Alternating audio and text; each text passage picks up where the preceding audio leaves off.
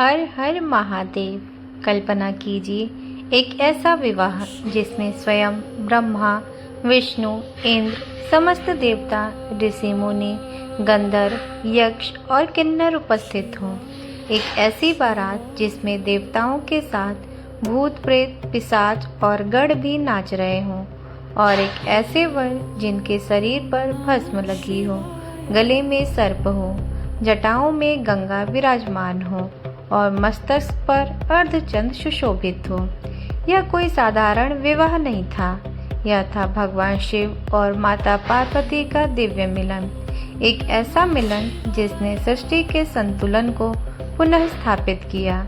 लेकिन क्या आप जानते हैं कि इस विवाह में सबसे पहले भगवान शिव ने विवाह न करने का संकल्प लिया था? आखिर ऐसा क्या हुआ कि जगत के कल्याण के लिए उन्हें दोबारा गृहस्थ जीवन स्वीकार करना पड़ा? इस कथा की शुरुआत होती है माता सती से। प्रजापति दक्ष ब्रह्मा जी के मानस पुत्रों में से एक थे। वे अत्यंत शक्तिशाली, विद्वान और यज्ञों के आयोजक माने जाते थे। उनकी अनेक पुत्रियां थीं, जिनमें सबसे प्रिय थी सती। सती बचपन से ही भगवान शिव की अनन्य भक्त थीं। उनका मन किसी राजवैभव या ऐश्वर्य में नहीं, बल्कि कैलाशवासी महादेव में लगा रहता था। वे प्रतिदिन शिव का स्मरण करती थीं और मन ही मन उन्हें अपना पति मान चुकी थीं। समय बीता, सती ने कठोर तप किए। उनकी अटूट भक्ति से प्रसन्न होकर भगवान शिव ने उन्हें पत्नी के रूप में स्वीकार किया। देवताओं की उपस्थिति में उनका विवाह संपन्न हुआ, किंतु यह विवाह दक्ष को कभी स्वीकार नहीं था। दक्ष स्वयं को अत्यंत महान समझते थे। उन्हें लगता था कि उनकी पुत्री का विवाह किसी राजसी वैभवशाली देवता से होना चाहिए था। उन्हें शिव का सरल, विरक्त और अलौकिक स्वरूप पसंद नहीं था। एक बार देव सभा में दक्ष पहुँचे। सभी देवता सम्मान में खड़े हो गए, लेकिन भगवान शिव ध्यान मग्न रहे। उन्होंने किसी का अपमान करने का विचार नहीं किया था, परंतु दक्ष ने अपना अपमान समझ लिया। उस दिन से दक्ष के मन में शिव के प्रति गहरा द्वेष भर गया। उस दिन से दक्ष के मन में शिव के प्रति गहरा द्वेष भर गया। अब शुरू होता है महायज्ञ का आयोजन। कुछ समय बाद दक्ष ने एक विशाल यज्ञ का आयोजन किया। उन्होंने सभी देवताओं, ऋषियों और राजाओं को निमंत्रण भेजा, लेकिन जानबूझकर भगवान शिव और माता सती को नहीं बुलाया। जब सती को यज्ञ का समाचार मिला तो उनके मन में अपने पिता के घर जाने की इच्छा जागी। उन्होंने भगवान शिव से अनुमति मांगी। महादेव ने शांत स्वर में कहा, देवी, जहाँ आपका सम्मान न हो वहाँ जाना उचित नहीं। बिना निमंत्रण जाना भी उचित नहीं है। लेकिन पिता के स्नेह की आशा में माता सती वहाँ चली गई। जब सती यज्ञ स्थल पहुँची तो किसी ने उनका स्वागत नहीं किया। उनकी बहनों ने भी विशेष सम्मान नहीं दिया। सबसे बड़ा आघात तब लगा जब उन्होंने देखा कि यज्ञ में सभी देवताओं का भाग रखा गया है, लेकिन भगवान शिव के लिए कोई स्थान नहीं है। दक्ष ने सबके सामने शिव का अपमान करना शुरू कर दिया। सती यह सब सह नहीं सकी। उन्होंने कहा कि जिस शिव का अपमान तुम कर रहे हो वे स्वयं महाकाल हैं। उन्हीं की कृपा से यह सृष्टि चल रही है। तुम अहंकार में सत्य को भूल चुके हो। सती ने घोषणा की कि जिस शरीर को उन्होंने दक्ष के घर से पाया है, अब उसे धारण करना उनके लिए उचित नहीं। योगाग्नि प्रकट हुई और उन्होंने उसी अग्नि में अपने शरीर को त्याग दिया। यह पूरा यज्ञ स्थल स्तब्ध रह गया। भगवान शिव का क्रोध जब यह समाचार कैलाश पहुंचा तो भगवान शिव का हृदय शोक और क्रोध से भर उठा। उन्होंने अपनी जटा से एक ज्वलंत केश उखाड़कर पृथ्वी पर पटक दिया। उससे प्रकट हुए वीरभद्र और भद्रकाली। महादेव ने आदेश दिया, जाओ दक्ष के यज्ञ का विनाश कर दो। वीरभद्र अपनी विशाल सेना के साथ यज्ञ स्थल पहुंचे। देखते ही देखते पूरा यज्ञ विध्वंस में बदल गया। देवता भयभीत हो उठे। यज्ञ मंडप टूट गया और अंततः दक्ष का सिर धड़ से अलग कर दिया गया। बाद में देवताओं के आग्रह पर भगवान शिव का क्रोध शांत हुआ। उन्होंने दक्ष को जीवन दान दिया, लेकिन उसके कटे हुए सिर के स्थान पर बकरे का सिर लगा दिया। यह घटना संसार के लिए एक संदेश थी। अहंकार का अंत निश्चित है। शिव का वैराग्य सती के वियोग ने भगवान शिव को भीतर से तोड़ दिया। वे संसार से विरक्त होकर पुनः गहन समाधि में लीन हो गए। कैलाश पर्वत पर उनका ध्यान इतना गहरा था कि समय मानो थम गया। उधर देवताओं पर एक नया संकट आने वाला था। राक्षस तारकासुर ने कठोर तप कर ब्रह्मा जी से वरदान प्राप्त किया कि उसका वध केवल भगवान शिव के पुत्र द्वारा ही हो सकता है। देवताओं के सामने सबसे बड़ी समस्या यह थी कि भगवान शिव तो समाधि में लीन थे और सती देह त्याग चुकी थी। अब सृष्टि का संतुलन कैसे बचेगा? क्या भगवान शिव फिर कभी विवाह करेंगे? क्या माता सती पुनः जन्म लेंगी? इन्हीं प्रश्नों का उत्तर अब आगे हम बताएंगे कि माता पार्वती के दिव्य अवतार के बारे में। सती के देह त्याग के बाद भगवान शिव गहन समाधि में लीन हो चुके थे। कैलाश की चोटियों पर चारों ओर मौन था। महादेव संसार से विरक्त हो चुके थे। सती के देह त्याग के बाद भगवान शिव गहन समाधि में लीन हो चुके थे। कैलाश की चोटियों पर चारों ओर मौन था। महादेव संसार से विरक्त हो चुके थे, लेकिन दूसरी ओर तीनों लोकों में एक नया संकट जन्म ले चुका था। तारकासुर नाम का असुर ब्रह्मा जी से वरदान पाकर अत्यंत शक्तिशाली हो गया था। उसने देवलोक पर आक्रमण कर दिया। देवताओं के यज्ञ बाधित होने लगे। ऋषि मुनियों की तपस्या भंग होने लगी और पृथ्वी पर धर्म डगमगाने लगा। देवता ब्रह्मा जी के पास पहुँचे और विनती की कि प्रभु अब हमारी रक्षा कौन करेगा। देवता ब्रह्मा जी के पास पहुँचे और विनती की, प्रभु अब हमारी रक्षा कौन करेगा। ब्रह्मा जी ने गंभीर स्वर में कहा, तारकासुर का अंत केवल भगवान शिव के पुत्र के हाथों ही संभव है। इसीलिए महादेव का पुनः विवाह होना आवश्यक है। लेकिन प्रश्न यह था कि भगवान शिव से विवाह कौन करेगा। तभी ब्रह्मा जी ने बताया, महादेव का पुनः विवाह होना आवश्यक है, लेकिन प्रश्न यह था कि भगवान शिव से विवाह कौन करेगा। तभी ब्रह्मा जी ने बताया कि आदिशक्ति स्वयं पुनः अवतार लेंगी। हिमालय पर्वत के राजा हिमवान और उनकी पत्नी मैना देवी वर्षों से संतान की इच्छा रखते थे।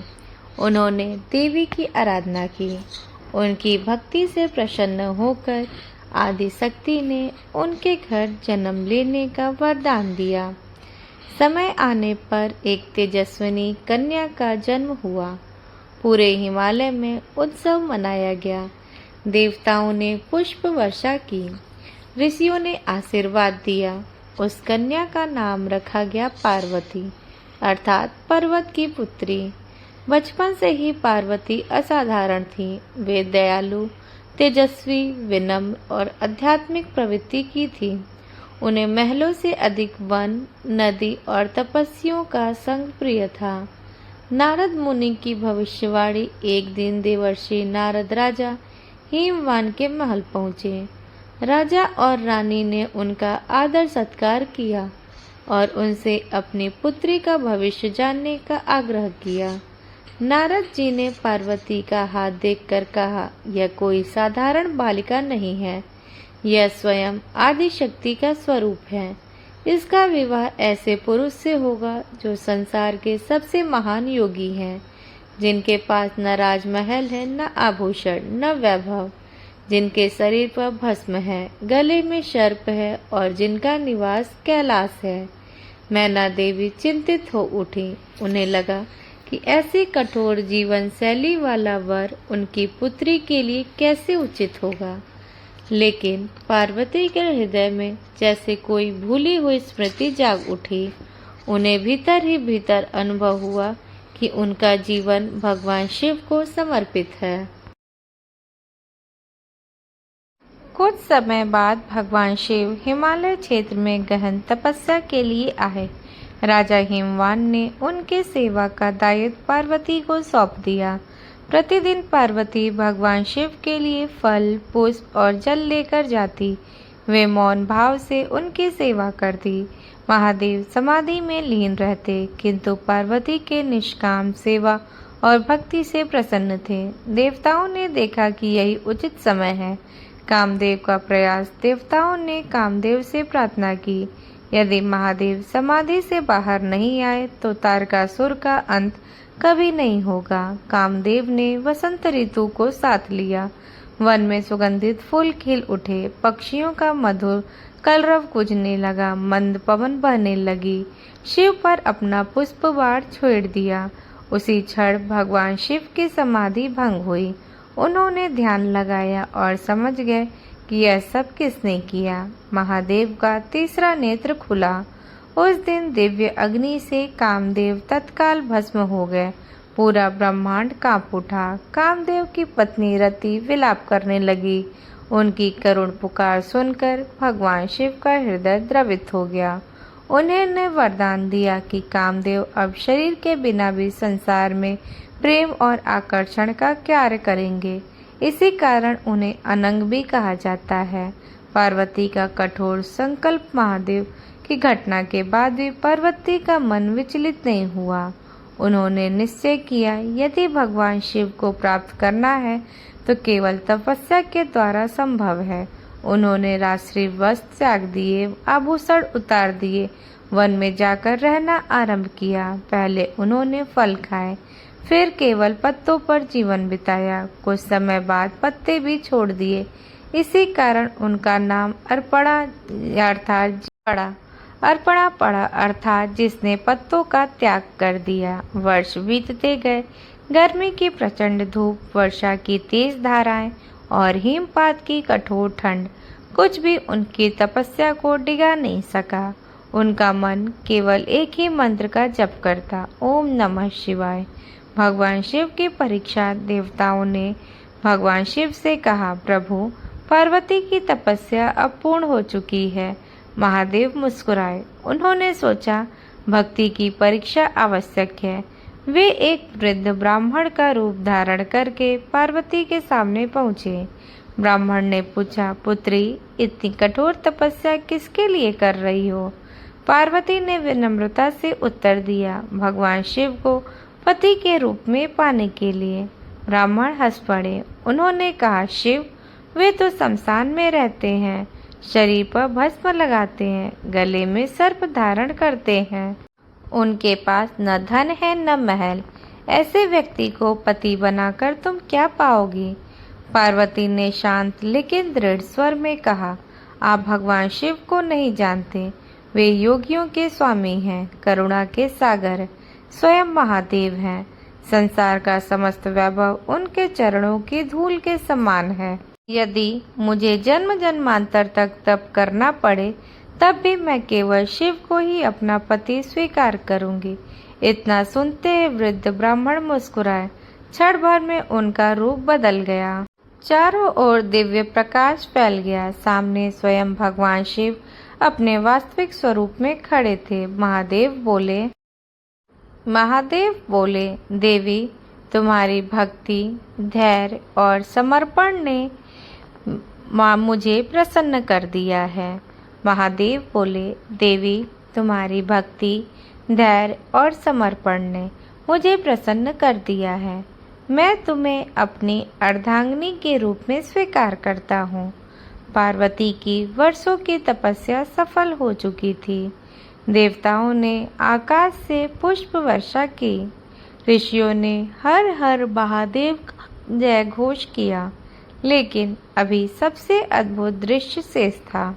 वह था भगवान शिव की अलौकिक बारात और वह दिव्य विवाह जिसे देखने के लिए स्वयं देवता भी उत्सुक थे। विवाह का शुभ मुहूर्त आया। कैलाश से भगवान शिव अपनी बारात लेकर चले, लेकिन यह कोई साधारण बारात नहीं थी। सबसे आगे नंदी बैल चल रहे थे। उनके पीछे भूत, प्रेत, पिशाच, योगी, सिद्ध, गंधर्व और शिवगण नृत्य कर रहे थे। कोई डमरू बजा रहा था, कोई शंख, कोई नगाड़ा। किसी के शरीर पर भस्म थी, किसी के हाथ में त्रिशूल, किसी के गले में सर्प और बीच में स्वयं भगवान शिव। जटाओं में माँ गंगा, मस्तक पर अर्धचंद्र, गले में वासुकी नाग, शरीर पर भस्म, हाथ में त्रिशूल और डमरू। उनका यह स्वरूप संसार को संदेश दे रहा था कि ईश्वर बाहरी आडंबर से नहीं बल्कि आत्मज्ञान से महान होते हैं। मैना देवी की चिंता जब बारात महल के निकट पहुंची तो नगरवासी उत्साह से उसे देखने आए। लेकिन जैसे ही लोगों ने भूत, प्रेतों और शिवगणों को देखा, अनेक लोग भयभीत होकर पीछे हट गए। माता मैना ने जब भगवान शिव का विरक्त स्वरूप देखा तो उनका हृदय कांप उठा। उन्होंने कहा, क्या मेरी सुकुमारी पुत्री का विवाह ऐसे योगी से होगा जिसने न राजश्री वस्त्र पहने, न आभूषण, न महल? उनकी आंखों से आंसू बहने लगे। तभी भगवान विष्णु मुस्कुराए।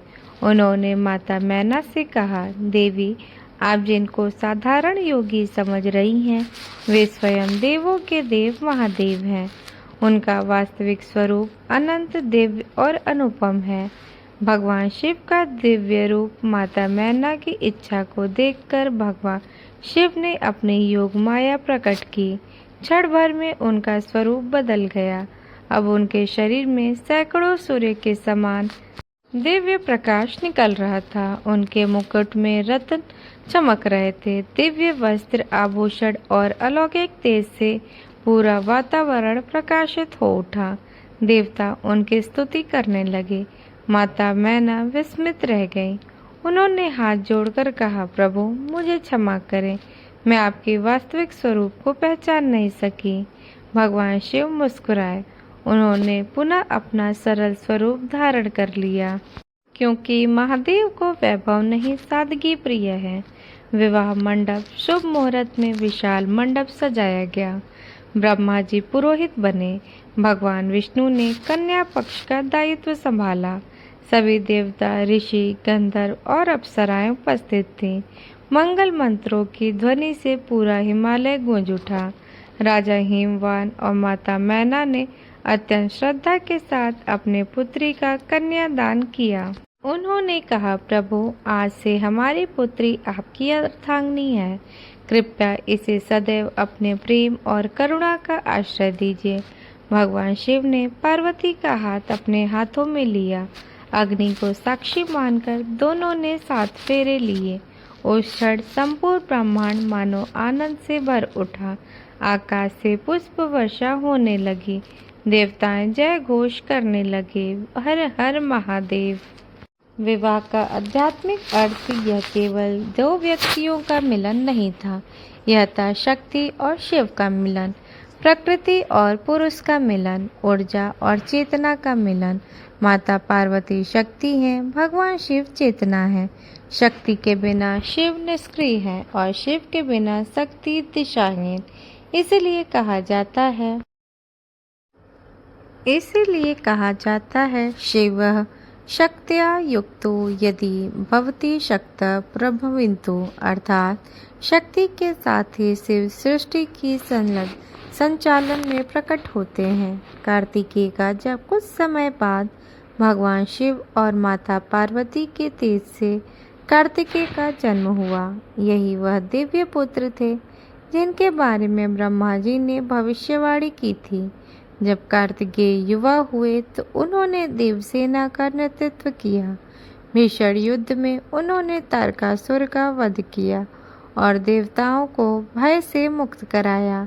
इस प्रकार भगवान शिव और माता पार्वती का विवाह केवल पारिवारिक घटना नहीं था, यह संपूर्ण सृष्टि की रक्षा के लिए आवश्यक दिव्य लीला थी।